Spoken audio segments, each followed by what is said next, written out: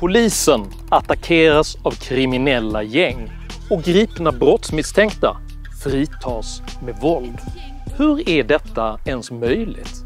På vilket sätt bemöter samhället denna utveckling? Och vad händer med ett land som förlorar kontrollen över lag och ordning? Dessa frågor tar jag upp i veckans video om lag och våld. Denna kanal är helt beroende av ert frivilliga stöd via betalningsalternativen här nedanför. Så ett stort tack till alla de av er som hjälper mig att fortsätta göra dessa filmer. Jag släpper en ny video varenda lördagsmorgon klockan 08:00, så se till att prenumerera, bli notifierad och att skriva upp dig på mitt kostnadsfria veckobrev. Idag talar jag om politik, prevention och polismakt. Häng med!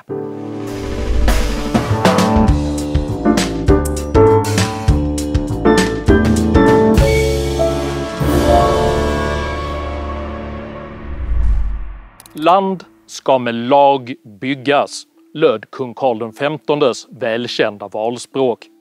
Vad färre vet är att uttrycket stammar ur Sveriges gamla landskapslagar och avslutas med orden "och icke med våldsverk". Frasen uttrycker således i sin helhet principen om lagstyre, vilken deklareras i den svenska regeringsformens första paragrafs 3:e stycke. Den offentliga makten utövas under lagarna. Men vad händer när lagen inte längre kan försvaras mot vad de gamla landskapslagarna kallade just våldsverk? Sedan flera år tillbaka har nämligen antalet aktiva angrepp på ordningsmakten ökat dramatiskt. Redan 2019 omringades en polispatrull i Märsta av maskerade unga män som lyckades frita 2 gripna brottsmisstänkta personer. Det var i februari som polisen grep 2 män, 25 och 27 år gamla, efter en biljakt. Männen färdades i en stulen bil och i bilen hittade polisen flera vapen som kan kopplas till ett 10-tal gängskjutningar. När polisen fick tag i männen och grep dem dök ett ungdomsgäng på mellan 10 och 15 personer upp och betedde sig aggressivt mot polispatrullen. De 2 gripna männen kunde fly i tumultet och kort därefter lämnade ungdomsgänget platsen. 2020 angrep ett 20-tal unga män med kopplingar till organiserad brottslighet 2 poliser i Hjällbo centrum efter att de gripit en mopedist utan hjälm. Kan du backa undan?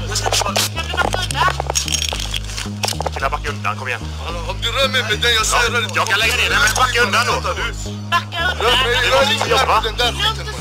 Men vi måste få jobba. Men rör mig med den så kommer du få tillbaka. Ja. Vi bryr oss inte om du är fucking körren. Kan du backa undan?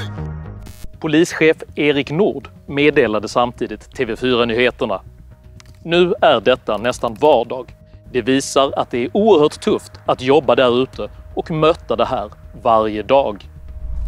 2021 sköts en tjänstgörande polis på Hisingen i Göteborg till döds av en 17-åring med kopplingar till organiserad brottslighet.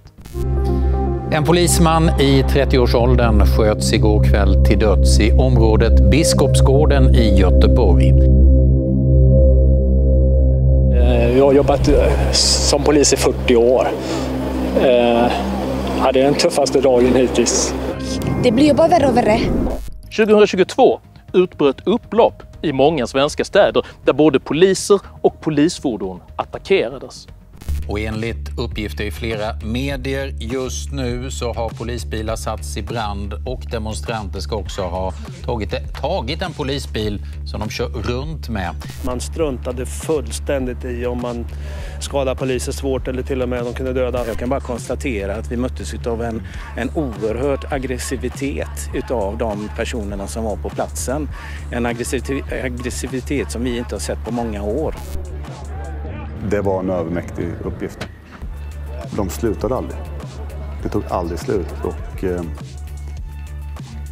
hade någon kollega fastnat eller ramlat där någonstans så jag är helt säker på att den hade blivit stenad till döds. I förra veckan rapporterades om ännu en polispatrull som hade omringats av ett gäng som lyckats frita en brottsmisstänkt person. Ett gäng omringade och attackerade en polispatrull samtidigt som de fritog en misstänkt person. Detta hände i Uddevalla under onsdags eftermiddagen. Och i samband med det här gripandet så samlas det flera personer på platsen.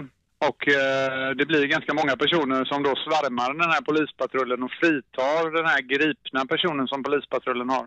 Och i samband med detta då så blir ju poliserna skadade lite grann då, lite ont i armar och lite skrapsår eventuellt också då. Lars Eckerdal, chef för polisen i Fyrbodal, kommenterade händelsen i Dagens Nyheter. Vi funderar ständigt över hur vi kan göra våra ingripanden på säkrare sätt. Kan vi göra det mer dolt så att det inte syns? Eller kan vi gripa och komma ifrån platsen snabbare? Vi måste jobba med ett taktiskt upplägg som gör att man inte väcker så mycket reaktioner på plats. Den strategi som polisen här uttrycker är alltså att försöka gömma sig i samband med gripanden så att man ska hinna fly innan de kriminella hinner gå till motangrepp.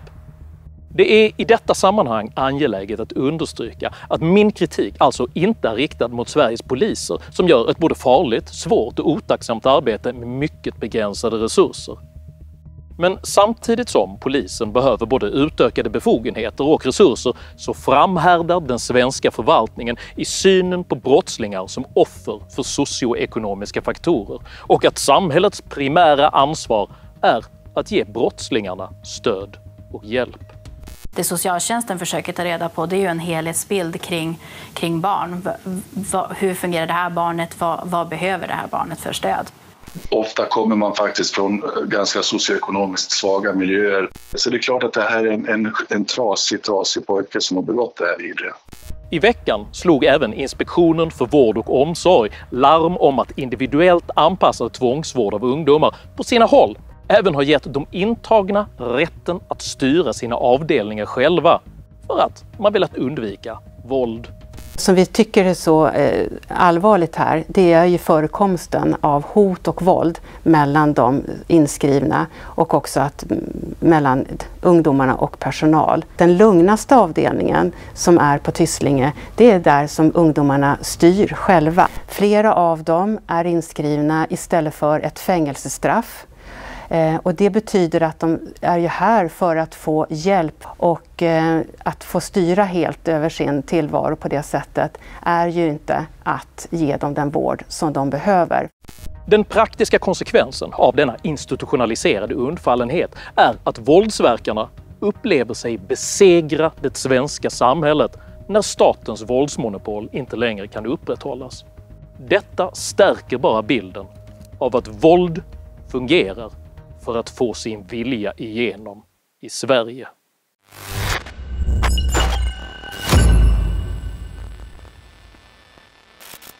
Önskan att uppvisa konstruktiva brottsbekämpningsresultat med icke-konfrontativa och socioekonomiska metoder illustreras av regeringens ivrigt lanserade brottsbekämpningskampanj Sluta skjut. Men det är spännande att vara i Malmö för att hela Sverige tittar på Malmö nu.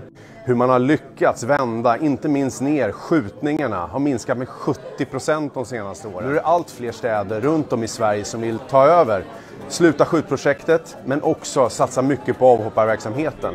Min förhoppning är att den här debatten ska leda till ännu mer fokus på de förebyggande insatserna, hur vi räddar barn och ungdomar från att dras in i kriminalitet. Kan man titta här på januari till vänster och februari till höger så ser vi att skjutningarna minskade under januari och februari 2021 jämfört med samma månader 2020.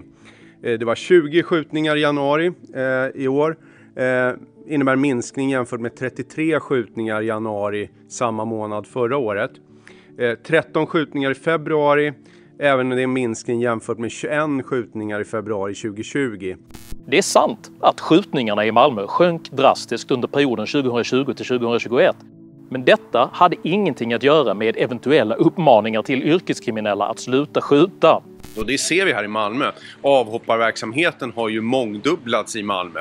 Väldigt många människor i de här kriminella grupperingarna har valt att hoppa av efter att polisen har satt hårt tryck men också erbjudit en väg ut. I själva verket berodde våldsnedtrappningen på att fransk polis hade knäckt brottssyndikatens krypterade chatttjänst Encrochat, vilket möjliggjorde ett stort antal arresteringar av yrkeskriminella i Sverige. Men man ska inte underskatta Encrochat och hemlig dataavläsning som nya verktyg för polisen att också kunna läsa till exempel krypterad information. Under våren 2022 hade de kriminella falangerna dock återhämtat sig och i maj månad i år nådde skjutningarna enligt undersökningsföretaget Infostats beräkningar tillbaka till nivåerna innan Encrochat-arresteringarna. Värt att notera är att Encrochat-arresteringarna inte heller hade varit möjliga att göra under rådande svensk lagstiftning och att de minskade skjutningarna till stor del därför var ett resultat av den franska polisens arbete. Oaktat att regeringen nu har tillsatt en utredning som ska se över regleringen av denna typ av polisarbete även i Sverige så står en sak klar. Nedgången i antalet skjutningar orsakades varken av socioekonomiska insatser, kampanjen Sluta skjut eller ens av Mikael Dambergs pingpongturnering.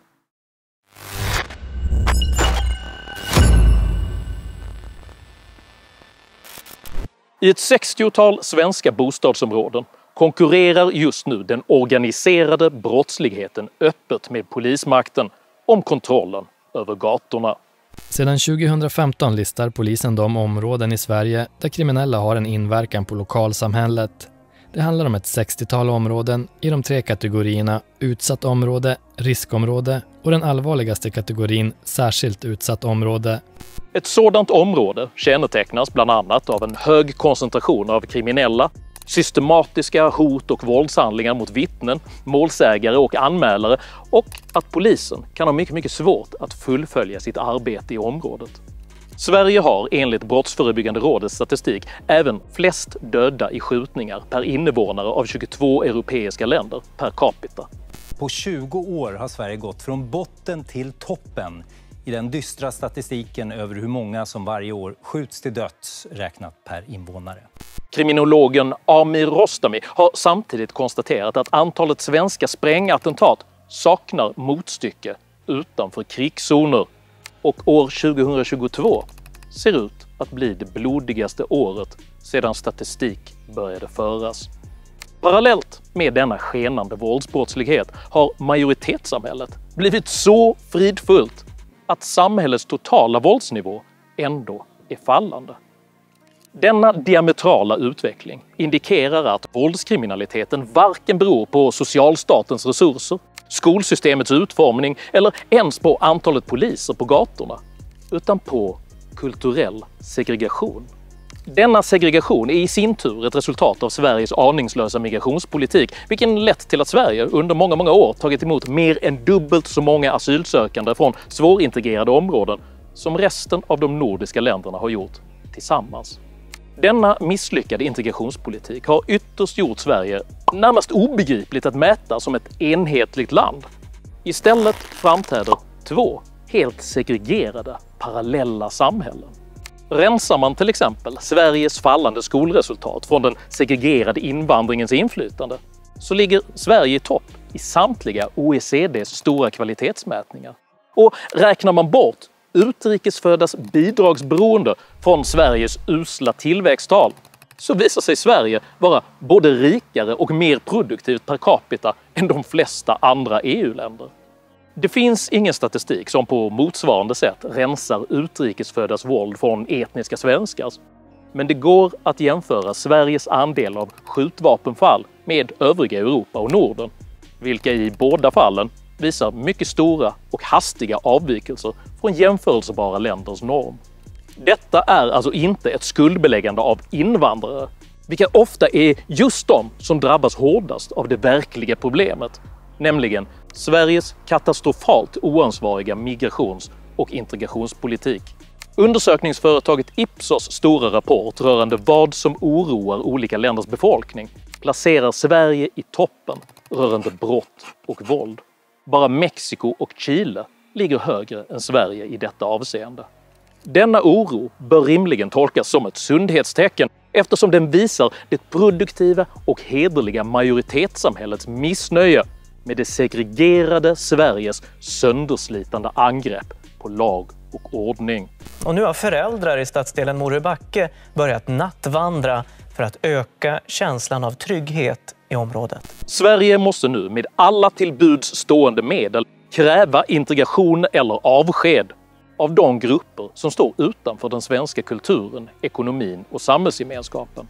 För om ordningsmakten, och därmed i förlängningen även den svenska staten, fortsätter att backa undan kommer denna segregation att skapa två permanent rivaliserande samhällen inom ett och samma land. För, som de gamla landskapslagarna mycket klokt påpekar, om ordningsmakten inte kan upprätthålla den lag varmed landet byggs, så riskerar detta land istället att raseras av våld. Om du uppskattade innehållet i denna video så hjälper det mycket om du delar den med dina vänner och kanske till och med stöttar mitt arbete via något av betalningssätten här nedanför.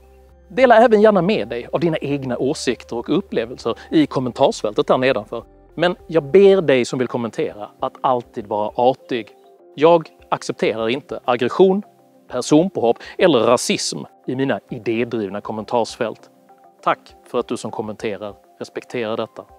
Jag heter Henrik Jönsson och jag anser att lag måste försvaras mot våld.